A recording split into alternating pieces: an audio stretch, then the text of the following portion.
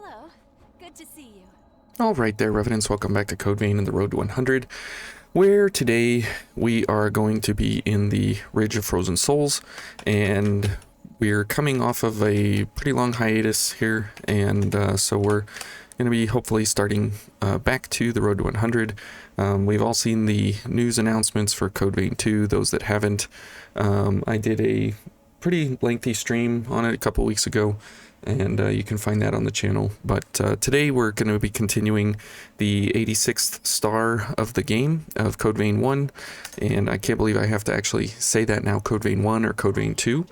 Wanting to be cautious, but Thanks, Mia. But today we're going to be following the idea of what we were following in 86 stars is what did the DLC lend to the game. And as you'll notice here, we have a couple of new items, and when they specifically relate to halberds, some things change pretty drastically for how halberd gameplay can actually go. Now, versus Nicola, you should never ever be going for you should never be going for slash, and that's exactly what we're going to go for. So you'll see here as we go along, we can proc a couple of different things here. We can proc fire and lightning at the same time. So if you want to do two different weaknesses for somebody, you can go for a weapon, and then you can go for a buff itself on a different element gift. So today we're going to be looking at the idea of what does the Blood Mist Halberd have over the Argent Wolf Poleaxe, and the idea here is that, well, the Argent Wolf Poleaxe is heavier and it does less damage in a very one unique specific scenario, and that's what we're going to check today, because if you use this in any other context, the Argent Wolf Poleaxe is better every single time. However, this is the one loophole, I guess you could say, that the DLC Blood Mist Halberd gave us, and so we're going to kind of exploit that today, and that is when an element chrome is given to the Blood Mist Halberd because of the fact that it has a very high strength scaling, whereas when it is paired up with any other kind of chrome, it's just an A+ or an S, but that actually gets dwarfed by the fact that the Argent Wolf Poleaxe has a strength of E in scaling and an A in dex. But when you go for a element chrome, as you see there, it reduces everything by one full step. So you go from an A down to a B in dex, and the problem with that is that the all things being equal, like an A strength and an A dex or something like that, you will never ever have a position where the element chrome version of the Argent Wolf Poleaxe will outdo the Blood Mist Halberd. So if you are going for an element chrome, I would say go for the Blood Mist Halberd, and especially if you're going into a zone where ice is particularly valuable, whereas here it's a detriment to us. So as we go along here, you'll notice that we have two others here, Rush of Blood and Ichor Focus. So those two will help us considerably as we go through here. And so since we want to just kind of load up on the fire version, we will go for fire only. We won't stack too many elements here because it's not worth it. Okay, and you can see there that the Savage Dive, Circular Cleaver, and Usurper's Blade, they will absolutely be super valuable here as we go along. They are going to help us considerably in how we engage with the different enemy groups and the different collections of enemies that we are going to be going up against here. And we'll go for a couple backstabs here just to get our Ichor levels up as high as we can. And you'll see Savage Dive is absolutely amazing for us to be able to jump in onto enemies and make sure that we always have the upper hand. And especially here for things like this, you can see that going for a stagger with Firestorm is absolutely super valuable for us. And especially versus this guy who, you know, has his little shield up all the time, and we can absolutely make him regret his choices of having the ability to block us at any and all times. Now, we're going to do two things here. We are going to go for a couple of attacks here to throw these guys off the cliffs. And then we are going to hopefully bring this guy over here. And so he's going to throw a couple things at us, maybe? Or he's just going to walk around. We'll see what he does. Okay, here comes a icicle. Let's see if he comes back. So this is a good way that if he does his sonic roll, he can absolutely run himself off the cliff. And we'll see if he actually does something. And maybe he won't. Okay, that's fine. Typically that's a surefire way to have him kill himself, and so you don't have to worry about him. But for whatever reason here, he was not interested in playing the game, so we'll just continue on.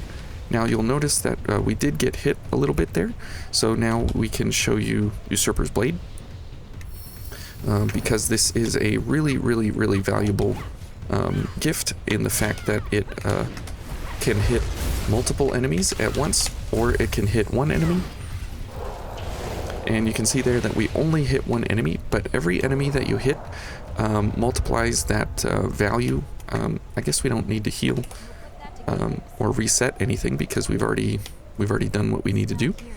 And so the nice thing is that you can absolutely make use of the ability to recharge some health depending on what you are doing.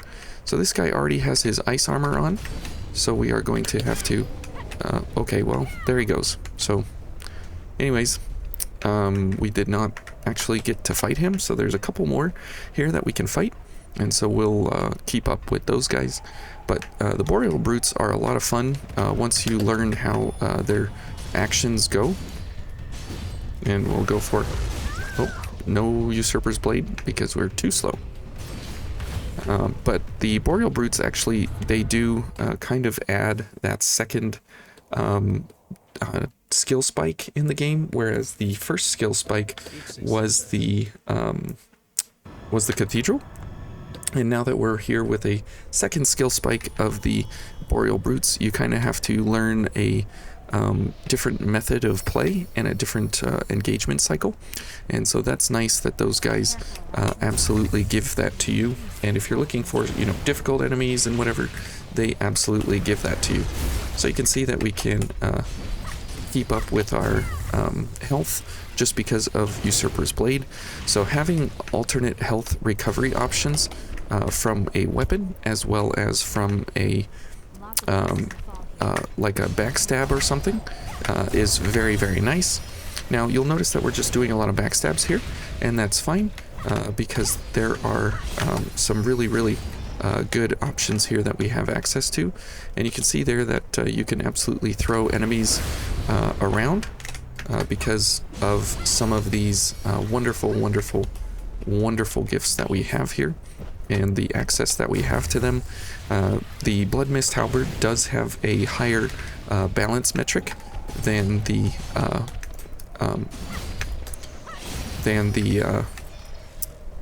Argent Wolf Poleaxe has, and so it's really nice that we are able to exploit that with these ledges everywhere. Now let's see if this guy's gonna throw ice at us. Okay, that's fine. Now if he's gonna roll, nope. Okay, and so this is how you can exploit the Boreal Brutes considerably here. And now he's going to maybe get excited and roll, and off he goes this way. And so his roll is pretty strong, and if you don't have about 290 ice resist, then he can be extremely difficult.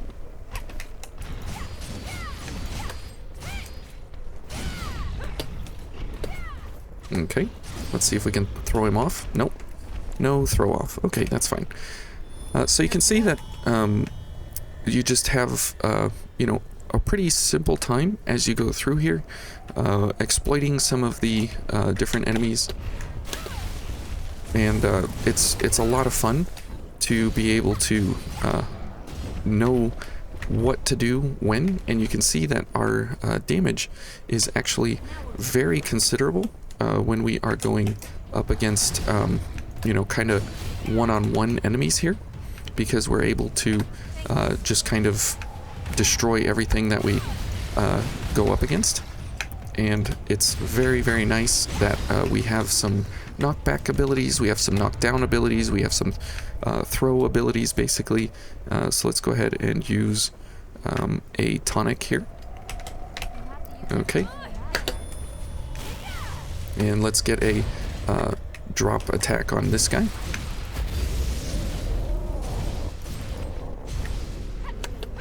Okay. And let's go in with a savage dive. And he's going to do some exciting things here.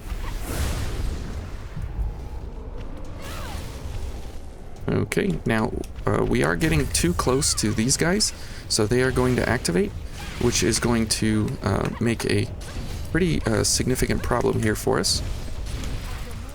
And if we can just chain backstab this guy, Mia should be okay, but there's no guarantee.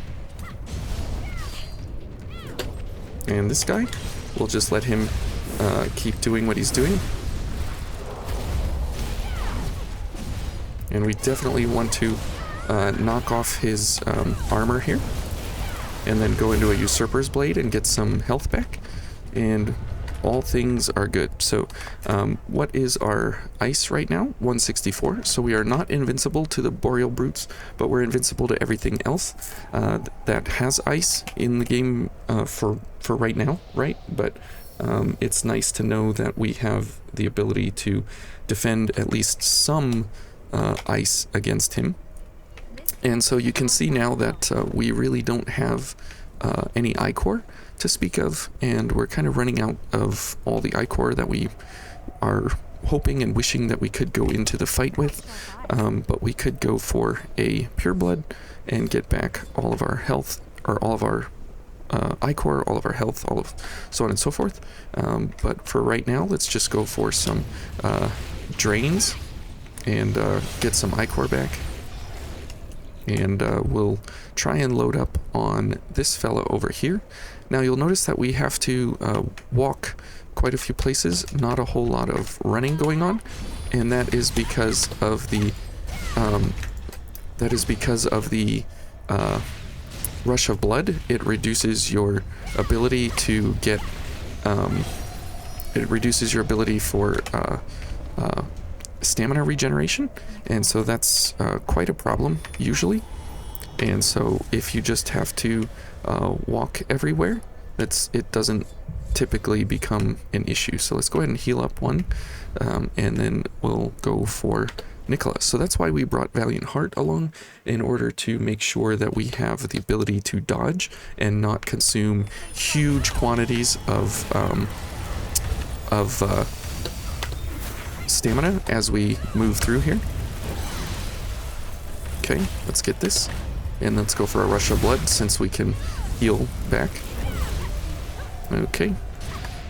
Whoops.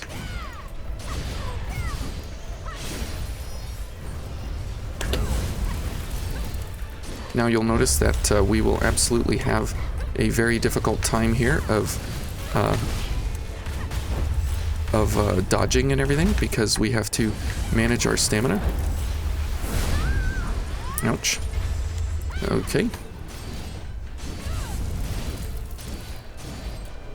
But the nice thing is that we have a huge amount of ability here, just in the fact that we can always count on Firestorm to have some ability here to stagger Nicola, which is really, really nice. And because we have this halberd here, you can see that we'll will actually get quite a bit of ability to stagger him more often than we normally would. And so that's really, really helpful. And it's typically a dangerous prospect to go against Nicola with no stagger. But you'll see here that he actually allows us quite a bit of ability to stagger him because of the Blood Mist Halberd being what it is. And since we got focused, we were able to get back 10 Ichor. So that's very, very nice as well. Okay, so now since we've gotten hit a few times, we're going to have to go for a Usurper's Blade here. So let's get some Ichor. Let's back up.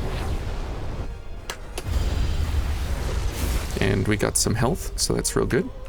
So that's where some of this DLC business can come in super handy, is the fact that, you know, you may not have, you know, all the tools in the base game that you were really, really, really excited about. But in the DLC, you can actually bring all of that to bear. Okay. And you can see there that we're actually able to get a couple of staggers into phase 2 here. That's typically pretty tough to stagger Nicola in phase 2 because he gets quite a bit of stamina because of red shoes. Whoops. And so since he has basically unlimited stamina and we have very limited stamina because of Rush of Blood, this is a pretty non-standard recommended way to fight Nicola because of that fact. And you can see that he's just going to go into his running stance there. Okay. This is where Valiant Heart comes in super happy, but because of the fact that we aren't getting enough Ichor back, and there's 10 Ichor, which is great. Whoops. Oh boy. Okay, Nicola. There, let's get some health. Alright, let's get Valiant Heart.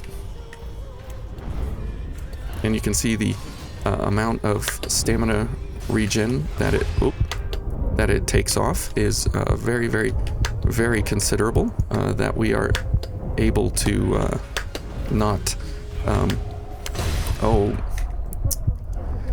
very unfortunate that the amount of stamina regen that it takes off is very, very nice. That we can considerably, at any point in time, we can dodge without taking a huge hit to our stamina pile. Because that's really, really problematic, that if you get into a fight and you don't have stamina, there's a lot of things that just can't and don't happen. So again, this is like the #1 not recommended way to play with this setup here, but because the DLC weapon Blood Mist Halberd is actually pretty good overall, it's nice to be able to use it while at the same time you know, not abandoning it, saying it's complete garbage, but it is a very good overall weapon set. And you can see that we've already got him into a stagger point here, which is again, it's very difficult to get Nicola into a stagger, but because of what we have here, we can actually do quite a bit of ability here on him because of that fact that we are able to have a pretty good weapon set that is pretty comparable to something that is usable against him, even though this is not the most valuable weapon for this development. Because as you can see, he definitely has all the ability here to go for all the excitement here to destroy us. So you can see there that we got him into a stagger, which is pretty amazing. Let's back up. Let's go for a tonic if I could get my mouse to cooperate here.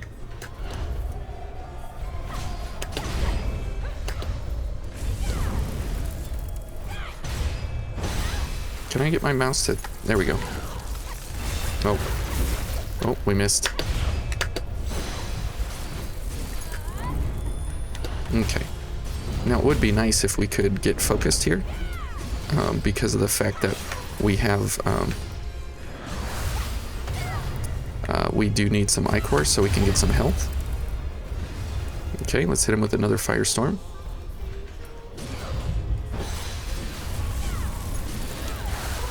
So you can see there that we're staggering him quite a bit. Whoops. Okay, so it's not such a bad fight, and with this DLC weapon, as you can see, we're doing about 100 damage more, and when you match that up with all of his weaknesses and everything, things do pretty well for us overall, just because of that fact that we do have that extra damage matched into his weakness, which is fire, obviously. Well, I shouldn't say obviously here in Vayne, but yeah, it works pretty well, and I do enjoy the Blood Mist Halberd. I like the fact that it does more balanced damage than the Argent Wolf Poleaxe, which is really, really great for hard staggering bosses, because typically Phase 2 bosses become very, very hard, very, very difficult to hard stagger, and so this is a great weapon to make that happen in a way that you may not have expected this kind of weapon to be used. So overall, I give this weapon a pretty decent rating, and paired with the violet gear here, it's pretty good for ice defense, which is kind of strange that you get this in the fire DLC, but that's okay. We'll take it. And Vayne is not known for its common sense. It's known for just using what you see, and what you don't see. But overall, I definitely think this is a great weapon set up for the Bridge of Frozen Souls here, and going against Nicola, it just does take a little bit more patience. But when you're paired up with something like Firestorm, the hard staggers offset your ability to not regenerate stamina very quickly. So overall, pretty good setup here, but it brings some fresh new legs to Dark Knight, which is kind of a difficult blood code to use for different things because of the low stamina, and then we make it even harder to use because of the stamina regeneration, but the ichor balance makes up for it. And the fact that the Blood Mist Halberd actually works very well on Dark Knight because of that ability to raise the damage higher than the Argent Wolf Poleaxe, while at the same time being in the normal mobility category. So all things in all, it works out pretty well. So okay, thank you guys for watching, and we'll see you in the next one. Take care. Bye.